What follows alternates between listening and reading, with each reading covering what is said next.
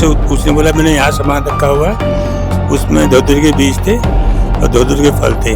तो हमें भी जिस दिन पुलिस आई यहाँ पर तब जाके पता लगा कि ऐसा कुछ वारदात इस फ्लैट में हुई है। वो तो 24 घंटे उनका चेहरा ही ऐसा स्माइल पास करती रहती थी, खुश हंस के बोलती। ये काम करते थे मेरे ख्याल से, वो डीलर वगैरह के साथ काम करते थे, मकान चढ़ाना किराए पे ये होता था। 5 जनवरी 2026 दोपहर का वक्त लक्ष्मी नगर का मंगल प्रसाद, जहां लोग अपनी रोजमर्रा की जिंदगी में व्यस्त थे। किसी को अंदाजा भी नहीं था कि कुछ ही घंटों में यही इलाका दिल्ली के सबसे खौफनाक क्राइम में गिना जाएगा। एक ऐसी घटना जिसने पूरे लक्ष्मी नगर को हिलाकर रख दिया। क्या थी वो घटना, आइए जानते हैं। लक्ष्मी नगर के गली नंबर 7 में ये वही घर है जहाँ पर एक बेटे ने ली थी अपने माँ बहन की जान और अपने भाई की भी जान ली थी, और बल्कि ये फर्स्ट फ्लोर पर ही रहते हैं। और आप देख सकते हैं कि वहाँ पर अभी भी कपड़े पड़े हुए हैं, कमरे की खिड़कियां खुली हुई है और लाइट्स तक जले हुए हैं। बल्कि आपने देखा कि कैसे यहाँ पर ट्रिपल मर्डर केस वाला हादसा हो गया। और आइए अब इसी हादसे को लेकर जानते हैं पड़ोसियों से। देखिए, वो यहाँ पे किराए पे रहते थे और उनका ज़्यादा यहाँ पे किसी से संपर्क था नहीं, वो अपने रिजर्व रहते थे। तो हमें भी जिस दिन पुलिस आई यहाँ पर तब जाके पता लगा कि ऐसा कुछ वारदात इस फ्लैट में हुई है। उससे पहले हमें भी कोई जानकारी नहीं थी। उनकी पूरी फैमिली ही रिजर्व रहती थी, किसी से नहीं बोलती थी, अच्छी फैमिली थी, हमने ये सुना है। और बाद में धीरे धीरे करके जो बातें सबके सामने ओपन हुई है वही हमें पता है थोड़ी बहुत। आपने कभी उनकी वाइफ को देखा था? नहीं, मैंने उनकी वाइफ को नहीं देखा। हाँ, उनकी सिस्टर को देखा था, बहुत सीधी सी थी, अच्छी थी। और मैंने कई बार, वो अपने छोटे भाई को स्कूल से लेके आती थी, तो मेरी शॉप है यहाँ पे, तो वो आगे से निकलती थी, तब निगाह पड़ जाती थी। सीधे लोग थे, मैं बिल्कुल भी नहीं कह सकता कि वो लोग अच्छे नहीं थे, सीधे लोग थे। कल आए थे पुलिस वाले, तो वो धतूरे के बीज वगैरह ये सब पाए हैं उनके फ्लैट में, जिसको देखे उन्होंने खुद भी बयान शायद यही दिया है कि भाई उन्होंने बेहोश करके पहले और फिर उनको मफलर से मारा है, ऐसा हमने भी सुना। तो जो उनकी मम्मी थी वो यशवीर की, वो कभी आपके आसपास आई? नहीं, मैं स्कूल से लेने जाती थी अपनी गुड़िया को। वो मैं आती थी, उनकी थोड़ी 15 मिनट लेट छुट्टी होती थी। मेरी गुड़िया को पहले होती थी। वो मेरी बेटी के स्कूल में पढ़ते थे वर्धमान में, उनका बेटा जो छोटा भाई था। तो तब राम राम होती थी बस, और कुछ ज्यादा नहीं ऐसा, बस हंस के राम राम करते थे बस। उसकी मम्मी थी, बहन भी अपने मस्त रहती थी, मंदिर वगैरह जाते थे तब देखते थे हम। पर ना उसकी बहन से कभी आज तक, छोटा भाई अब थोड़ा सा लगा था, वो पता चल गया था मेरी बेटी के स्कूल में, तब वैसे नहीं।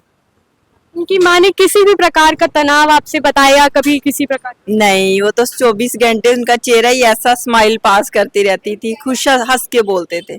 5 तारीख को हुआ था शाम को, मैं काम से आया था घर पे, चाय वाय पीने अपना आता रहता हूँ मैं बीच में। तो मैंने देखा था यहाँ पे पुलिस खड़ी थी, लोग बाहर खड़े थे सारे। जब पता लगा था मर्डर हुआ, तो जब पता लगा इन्होंने अपने बहन को, भाई को, माँ को, तीनों को मारा।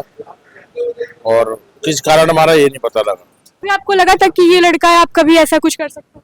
नहीं, ऐसी उम्मीद नहीं थी। साइकोपैथ है क्या ये लड़का, ऐसा पता है? पता नहीं, ये कहते थे इसको थोड़ा डिप्रेशन था, पैसे का थोड़ा हिसाब किताब बताते हैं। कोई आर्थिक तंगी के बारे में सुनने में आया या कभी भी कुछ ऐसा? नहीं, ऐसा हमने कुछ नहीं देखा। अच्छे घर में रह रहे हैं, लिफ्ट लगी हुई है, महंगा घर है, किराए पे रहते हैं।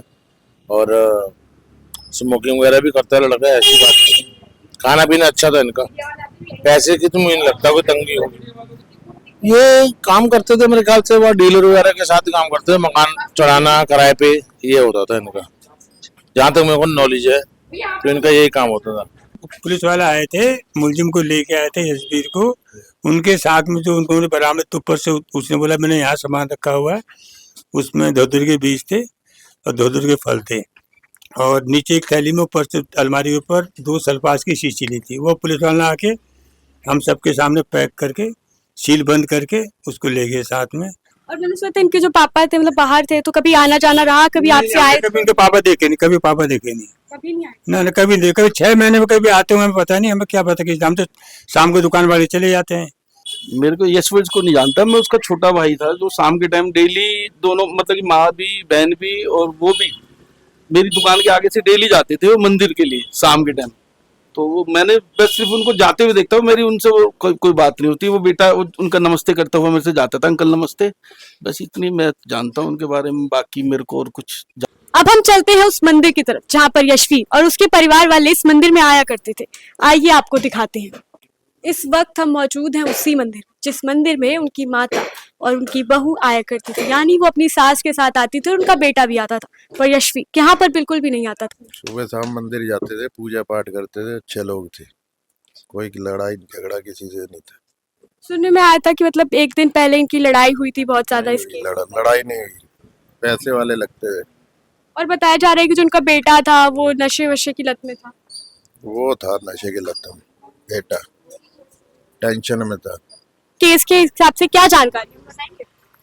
अरे वैसे 4 जनों का परिवार था, बहुत अच्छा परिवार, पूजा पाठ वाले आते थे सारे, 3 साल से रह रहे थे यहाँ। अब पता नहीं अचानक क्या हुआ जो बेटे को ऐसा करना पड़ा। बेटा भी बहुत ध्यान रखता था अपनी माँ का भी, भाई का भी, 14 साल का उसका भाई था, उसका भी बहुत ध्यान रखता था। पता नहीं क्या परिस्थिति उसकी जो ऐसा हुआ उसके साथ। नहीं, झगड़ा करते भी नहीं देखा पांचों में कभी किसी को, कभी घर में कलेश नहीं हुआ कोई।